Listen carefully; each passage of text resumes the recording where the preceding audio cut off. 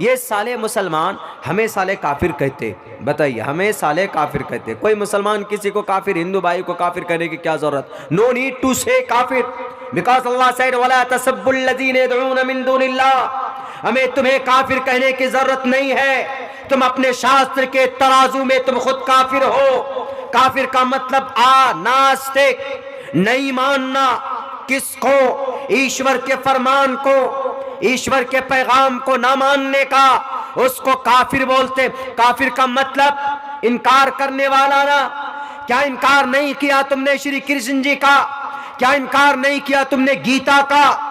क्या तुमने इनकार नहीं किया? अगर इस जमीन पर किसी गुरु की बेइज्जती करते हो तो क्या वो इनकार नहीं है श्रीमद् भगवत गीता का, जिसमें कहा गया उदारा सर्व एवैते ज्ञानी तात्मेव मयिमतम आस्थितः सही युक्तात्मा मामेवा मुत्तमाम गतिम। ऐ लोगों, सखी है, इज्जत करो किसी उन सखी लोगों का, लेकिन अगर तुम्हारे समाज में कोई गुरु है तो उस गुरु ज्ञान के अंदर, उसके ज्ञान में मैं खुद हूं और उसका सम्मान करो। लेकिन तुम सम्मान नहीं, उनको जलील करते हो, उनका अपमान करते हो। तुम नहीं मानते गीता को और कहते हो कि नहीं जनाब हम काफिर हैं।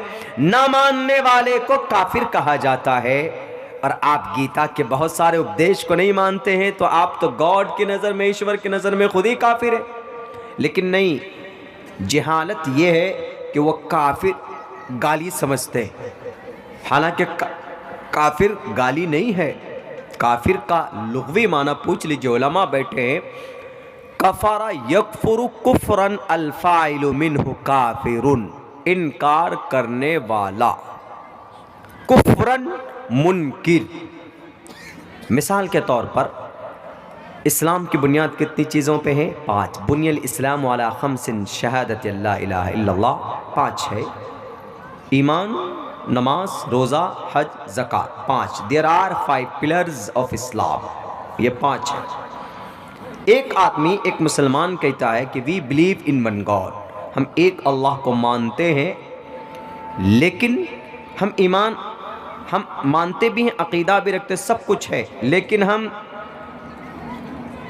अकीमुस्सलाह को ना मानते हैं, ना जानते हैं, ना अमल करते, यानी उसका इनकार कर रहा है। इसका 5 में से एक का। रोज़े का भी इनकार कर रहा है, रोज़ा भी नहीं। कुतिबा अलैकुमुस्सियाम, नस्से क़ती है। नस्से क़ती का मतलब वाज़ेह कुरान का ऑर्डर है। अक़ीमुस्सलाह कि नमाज फ़र्ज़ है।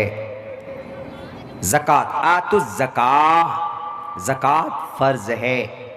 कुतिबा अलैकुमुस्सियाम, तुम पर रोज़े फ़र्ज़ है। वअतिम्मुल हज्ज,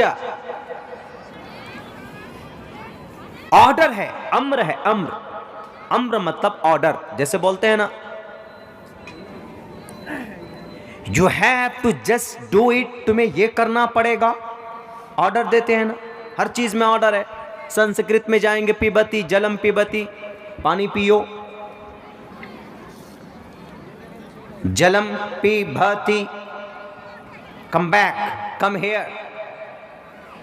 कहीं पर अम्र पहले आता है, ऑब्जेक्ट बाद में जाता है। संस्कृत में अगर अम्र को बोलेंगे, जैसे जलम पिबती, सत्यपूताम, सत्यपूताम, सत्युपूताम, जलम पिबतु, पिबतु, अहम उपविशति, उपविशतु, यहाँ बैठो, उपविशतु, यहाँ बैठो, उपविशतु, अहम, मैं अपने आप को कहता हूँ कि मैं यहाँ बैठूँ। संस्कृत में मैं के लिए अहम का इस्तेमाल होता है, तुवम आप इस्तेमाल होता, यूयम हम सब के लिए इस्तेमाल होता।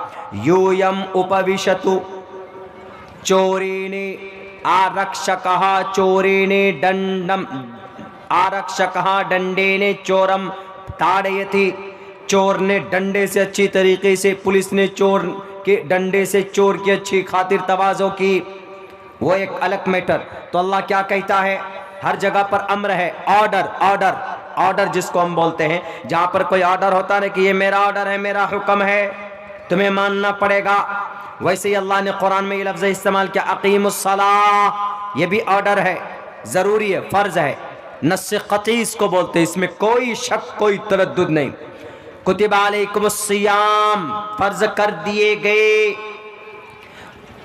अतिम्मुल हज्ज वल उम्रत लिल्लाह व आतु ज़का, आतु ईती अदा करना, दो अदा करो, पे ज़का ज़कात दो, ऑर्डर है हर जगह पर। लेकिन अगर इनमें से किसी एक का आदमी इनकार कर देता है, किसी एक का इनकार, नहीं मानता उसको, नहीं जनाब हम ज़कात को नहीं मानते, ज़कात का कॉन्सेप्ट है ही नहीं हमारे यहाँ, नहीं हम नहीं मानते, ना हमारा विश्वास ना हमारा अक़ीदा, बताइए वो मुसलमान होगा? नहीं होगा। क्या होगा? काफिर। क्यों? ज़कात का की फर्जियत का इनकार कर रहा है। इसीलिए हम लोग उनको काफिर बोलते हैं। काफिर मतलब इनकार करने वाला। काफिर का मतलब हिंदू नहीं है, काफिर का मतलब क्रिश्चियन नहीं है, काफिर का मतलब सिख नहीं है, जैन नहीं है। हम एक को नहीं, जो भी इनकार करेगा, अगर मुसलमान में भी कोई मुनकिर है तो काफिर। साफ लफ्जों में, कोई शक नहीं, कोई तरद्दुद नहीं। तो वो बच्ची क्या बोलती है? ये हमको साले काफिर बोलते हैं। ऊपर से ये मौलाना लोग जिहादी बातें करते हैं इनके यहाँ। बताइए आज कौन से मदरसे में, कौन सी मस्जिद में जिहाद की आज तक बात की गई? मेरी उम्र 34 ईयर्स ओल्ड कंप्लीट हो जाएगी मार्च में, मैं 35वें पे चला जाऊंगा।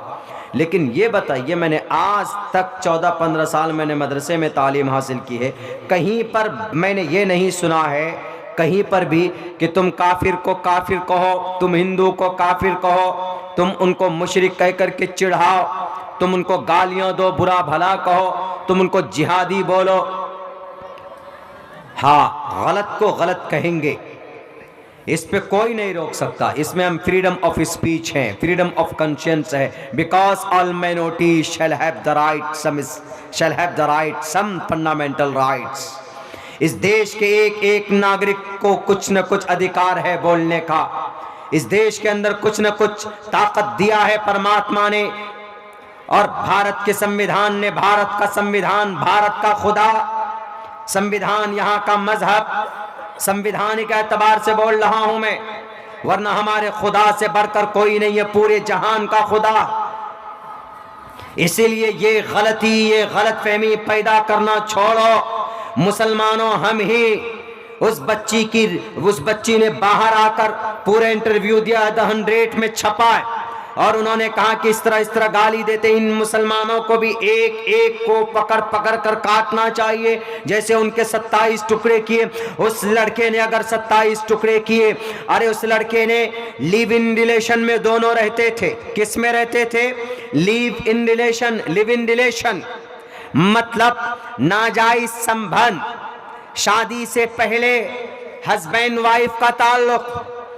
तुम तो कहते हो कि लिव इन रिलेशन मॉडर्न जमाना है, अरे कत्ल तो बहुत दूर की बात है, कत्ल बहुत दूर की बात है। इस्लाम ने तो ये कहा कि आफताब हो कि महताब हो, कोई भी हो, किसी गैर महरम को देखना ललचाई हुई निगाह से अलाउड नहीं है इस्लाम में।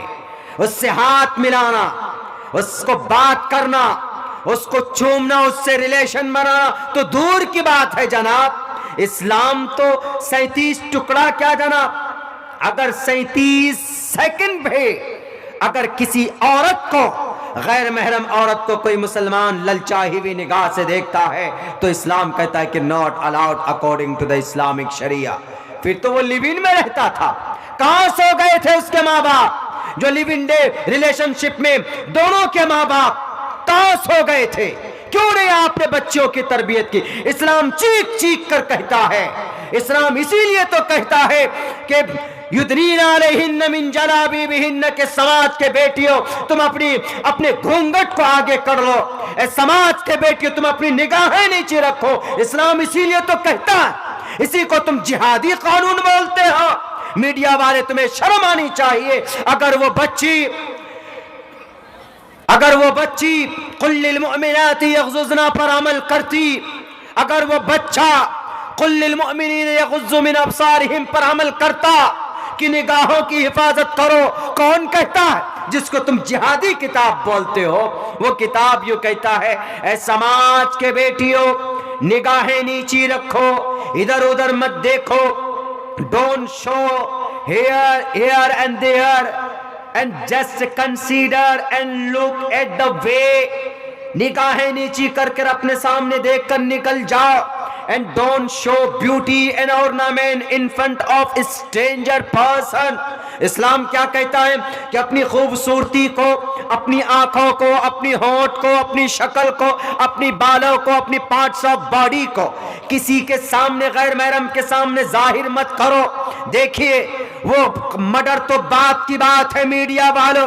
अगर अब्दुल्ला सालिम यहीं आकर बोलता है स्टेज पे कि समाज की बेटियों को कहो कि पर्दे में रहे और समाज के जवानों से कहो कि फोन पर हेलो हाय ना करे, I love you, I miss you, I like you, I remember you, ऐसे सेंटेंस ना लिखे इस्लाम में जायज नहीं है, तो तुम ही उछल उछल कर स्टूडियो में बोलते हो कि ये मौलाना लोग देखो, ये आजादी के ऊपर पाबंदी लगा रहे हैं। ये आजादी पर पाबंदी नहीं है।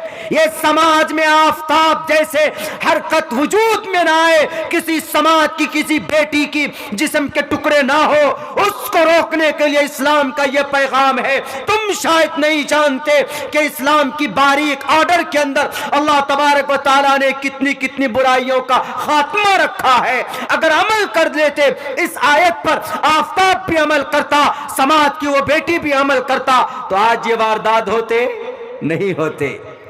इसीलिए हम कहते हैं ना कि हमारे पास दुनिया की वो किताब है जिसमें तमाम समस्या का समाधान।